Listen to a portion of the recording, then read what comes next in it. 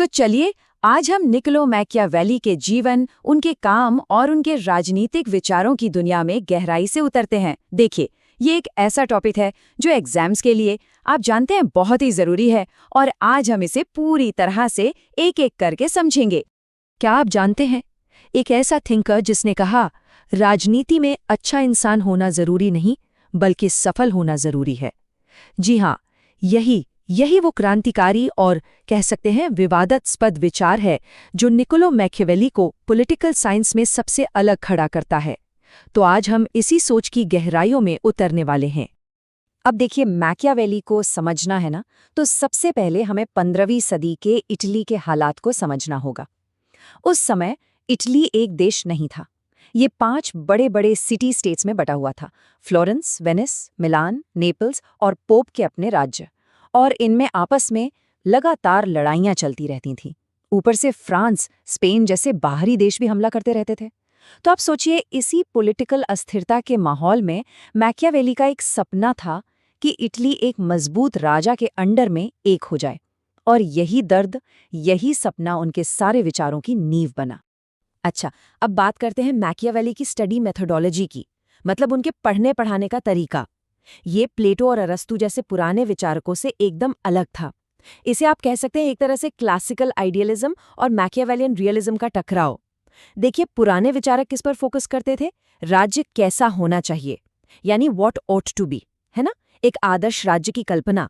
लेकिन मैकियावेली ने इस काल्पनिक सोच को सिरे से खारिज कर दिया।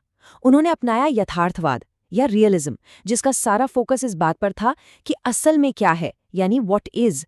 उन्होंने पॉलिटिक्स को समझने के लिए इतिहास और अपनी आंखों से देखी हुई घटनाओं का सहारा लिया, किसी कोरी कल्पना का नहीं।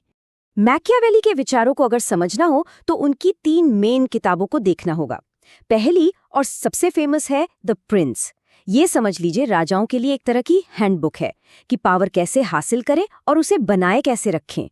दूसरी है डिस्कोर्सेस ऑन लिवी। इसमें वो एक आदर्श गणराज्य यानी रिपब्लिक की बात करते हैं, जहाँ के नागरिक गुणी और देशभक्तों। और फिर तीसरी है द आर्ट ऑफ वॉर, जिसमें वो एक नेशनल सिटीजन आर्मी की जरूरत पर जोर देते हैं और भाड़े के सैनिकों के खिलाफ हमें वार्न करते हैं। मैकियावेली के लिए सब कुछ स्टेट है, राज्य ही सर्वोपरि है। वो इसे दी ऑमनीपोटेंट स्टेट कहते हैं, यानी सर्वशक्तिमान राज्य। इसका मतलब क्या हुआ? इसका मतलब है कि स्टेट ही ह्यूमन ऑर्गेनाइजेशन का सबसे ऊंचा रूप है और हर इंसान का हित स्टेट के हित के नीचे आता है। स्टेट का मेन काम क्या है? अपने नागरिकों को सिक्योरिटी देना और अपनी पावर को लगातार बढ़ाते रहना।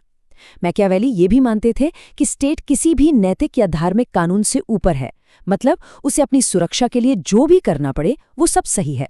तो सवाल ये उठता है कि भाई एक सर्वशक्तिमान राज्य की जरूरत ही क्यों है?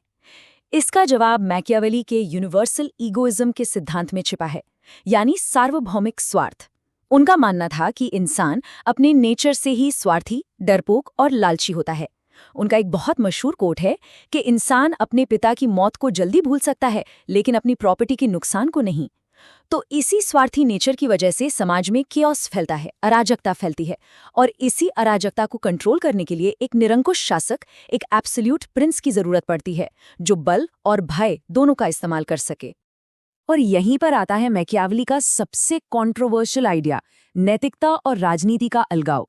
वो साफ साफ कहते थे कि पॉलिटिक्स का मोरालिटी से कोई लेना देना नहीं है। उन्होंने दोहरी नैतिकता यानी डुअल मोरालिटी का सिद्धांत दिया। इसका मतलब यह है कि एक आम नागरिक के लिए जो सही गलत के नियम है वो एक रूलर पर लागू नहीं होते। शासक का काम क्या है? राज्य को बचाना। और इसके लिए अगर उसे झूठ बोलना पड़े, धोखा देना पड़े या किसी की हत्या भी करनी पड़े तो वो राजनीतिक तौर पर सही है, भले ही नैतिक तौर पर गलत हो। इसी को हम डर्टी हैंड्स की प्रॉब्लम भी कहते हैं। तो फिर सवाल आता है, धर्म का क्या, रिलीजन का क्या स्थान है? मैकियावेली के हिसाब से धर्म का एक यूटिलिटेरियन मतलब एक उपयोगितावादी महत्व है। वो मानते थे कि रिलीजन नागरिकों को डिसिप्लिन्ड और यूनाइटेड रखने का एक बहुत पावरफुल टूल है। एक राजा को भले ही वो खुद धार्मिक न हो, जनता के सामने ऐसा दिखाना चाहिए कि वो बहुत धार्मिक है। क्यों? ताकि लोगों का विश्वास जीता जा सके। उन्होंने उस समय के चर्च की जमकर आलोचना की थी और उसे इटली को बांटने और कमजोर रखने का जिम्मेदार ठहराया था। पॉलिटिक्स में सफलता के लिए मैकियावेली ने 2 बहुत ही जरूरी कॉन्सेप्ट्स दिए, वर्चू और फॉर्चूना। अब फॉर्चूना का मतलब है भाग्य या किस्मत, मतलब वो अचानक होने वाली घटनाएं जिन पर हमारा कोई कंट्रोल नहीं है। और वर्च्यू का मतलब है एक राजा की अपनी काबिलियत, उसकी हिम्मत और उसकी दूरदर्शिता। मैकियावेली का मानना था कि हमारी आधी जिंदगी पर तो फॉर्चूना का कंट्रोल होता है, लेकिन बाकी की जो आधी है उसे हम अपनी वर्च्यू से कंट्रोल कर सकते हैं। इसको ऐसे समझिए, अगर फॉर्चूना एक विनाशकारी बाढ़ है तो वर्च्यू उस बाढ़ से बचने के लिए पहले से ही एक मजबूत बांध बना लेना है। अपनी किताब द प्रिंस में मैकियावेली एक क्लासिक सवाल उठाते हैं, एक राजा के लिए ज्यादा अच्छा क्या है, लोग उससे प्यार करें या उससे डरें? उनका जवाब एकदम साफ है। कहते हैं वैसे तो दोनों हो तो बहुत अच्छा है, लेकिन अगर किसी एक को चुनना पड़े तो प्यार किए जाने से कहीं ज्यादा सेफ है कि लोग आपसे डरें। अब सवाल है ऐसा क्यों? क्योंकि प्यार, वो कहते हैं, एक एहसान का रिश्ता है जिसे स्वार्थी इंसान अपने फायदे के लिए आसानी से तोड़ देते हैं। लेकिन डर सजा के खौफ से पैदा होता है और ये खौफ कभी खत्म नहीं होता। हाँ, एक बात और, शासक को डर पैदा करना है, नफरत नहीं। तो एक सफल राजा कैसा होना चाहिए? इसके लिए मैकियावेली शेर और लोमड़ी का बड़ा अच्छा उदाहरण देते हैं। वो कहते हैं कि राजा में शेर जैसी ताकत होनी चाहिए ताकि वो अपने दुश्मनों यानी भेड़ियों को डरा सके। लेकिन सिर्फ ताकत से काम नहीं चलेगा, उसे लोमड़ी की तरह चालाक भी होना पड़ेगा ताकि वो दुश्मनों के बिछाए हुए जाल को पहचान सके और उनसे बच सके। मतलब साफ है, एक इफेक्टिव रूलर बनने के लिए ताकत और चालाकी दोनों का कॉम्बिनेशन जरूरी है। तो चलिए एक मैकियावेलियन लीडर की क्वालिटीज को समराइज करते हैं। पहला गुण है निर्णायक कार्रवाई यानी डिसाइसिव एक्शन। अगर क्रूरता जरूरी है तो उसे एक ही बार में और जल्दी से कर दो। दूसरा, उसे व्यवहारिक और लचीला होना चाहिए, प्रैग्मेटिक एंड फ्लेक्सिबल, मतलब जो हालात के हिसाब से खुद को बदल सके। तीसरा, उसका पूरा फोकस रिजल्ट्स पर होना चाहिए, अपनी पर्सनल मोरालिटी पर नहीं। और चौथा, उसे हमेशा स्ट्रेटेजिक अलायंसेस बनाने चाहिए और किसी भी लड़ाई में न्यूट्रल रहने से बचना चाहिए। यहाँ एक इंटरेस्टिंग बात है। हालांकि मैकियावेली द प्रिंस में एक राजा की बात करते हैं, पर उनकी असली पसंद एक गणराज्य यानी रिपब्लिक थी। अपनी दूसरी किताब डिस्कोर्सेस ऑन लिवी वो साफ कहते हैं कि अगर किसी देश के नागरिक गुणी हैं, देशभक्त हैं और कानून का पालन करते हैं, तो वहां राजशाही से कहीं बेहतर सिस्टम एक गणराज्य है। और इसके लिए वो प्राचीन रोमन गणराज्य को सबसे बेस्ट मॉडल मानते थे। मैकियावेली की एक और बड़ी दिलचस्प थ्योरी है, कॉन्फ्लिक्ट थ्योरी। वो मानते थे कि सोसाइटी हमेशा दो क्लास में बटी होती है। एक तरफ अमीर और शक्तिशाली एलीट्स जो दूसरों पर शासन करना चाहते हैं, और दूसरी तरफ आम जनता यानी मासेस जो आजाद रहना चाहती है। अब इन दोनों के बीच का संघर्ष तो नेचुरल है, लेकिन मैकियावेली कहते हैं कि ये संघर्ष हमेशा बुरा नहीं होता। अगर इस टेंशन को स्टेट के इंस्टीट्यूशंस के जरिए सही डायरेक्शन दी जाए तो ये असल में लिबर्टी को बनाए रखने में मदद कर सकता है। देखिए, एक महान लीडर स्टेट की स्थापना तो कर सकता है, लेकिन उसे परमानेंट बनाने के लिए मजबूत कानूनों और इंस्टीट्यूशंस की जरूरत होती है। मैकियावेली कहते हैं कि स्टेट को अपने नागरिकों को लीगल रेमेडीज देनी चाहिए ताकि वो अधिकारियों के गलत कामों के खिलाफ आवाज उठा सकें। इसके अलावा मिलिट्री डिसिप्लिन और युवाओं के लिए सिविक एजुकेशन ये भी बहुत जरूरी है। असल में इन्हीं पिलर्स पर एक मजबूत और टिकाऊ राज्य खड़ा होता है। मैकियावेली के लिए मिलिट्री पावर मतलब सैन्य शक्ति स्टेट के एग्जिस्टेंस का आधार है।